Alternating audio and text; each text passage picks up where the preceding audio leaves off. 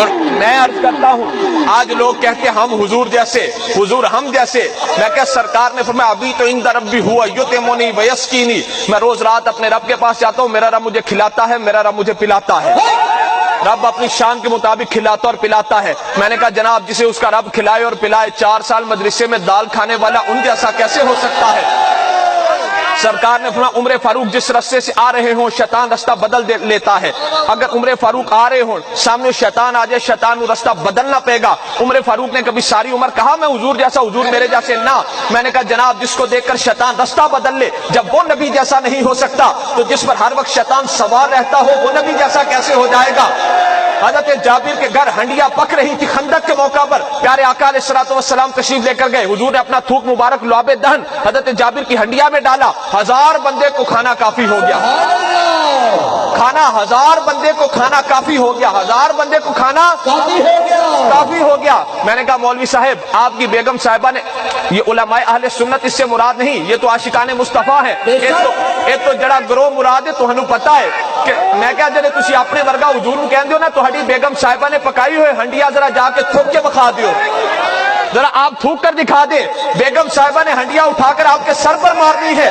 انہیں کہنا ہے تبلیغی جماعت والے مولوی جی میں اتنی محنت نال پکائی تسی آگے پہ تھک دے ہو.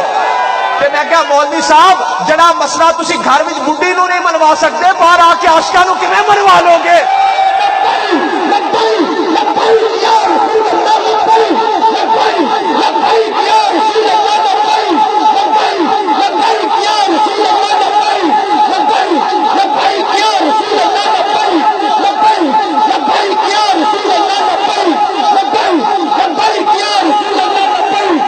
عاشقان مصطفیٰ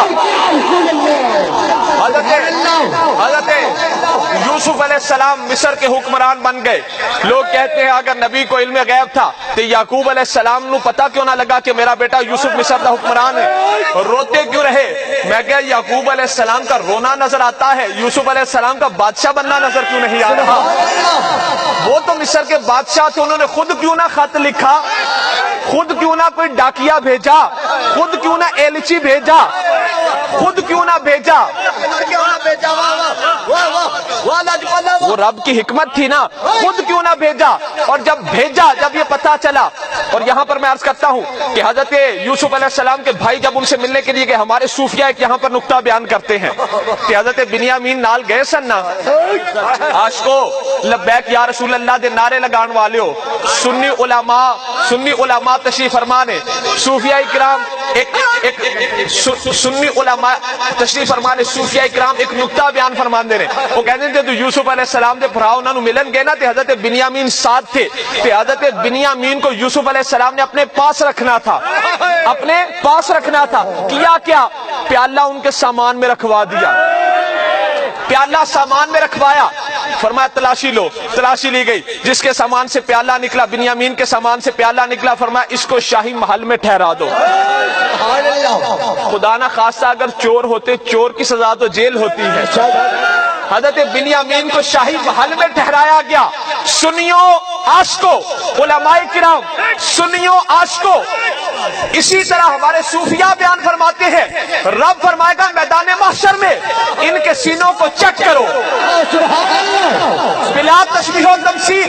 یوسف علیہ السلام نے فرمایا سامان کو چیک کرو، جس کے سامان سے پیالہ نکلتا ہے اسے شاہی محل میں ٹھہراؤ بلا تشبیہ و تمثیل. رب فرمائے گا انسانوں کے سینے چیک کرو، میرے فرشتوں ان کے سینوں کو چیک کرو، جس کے سینے کے اندر سے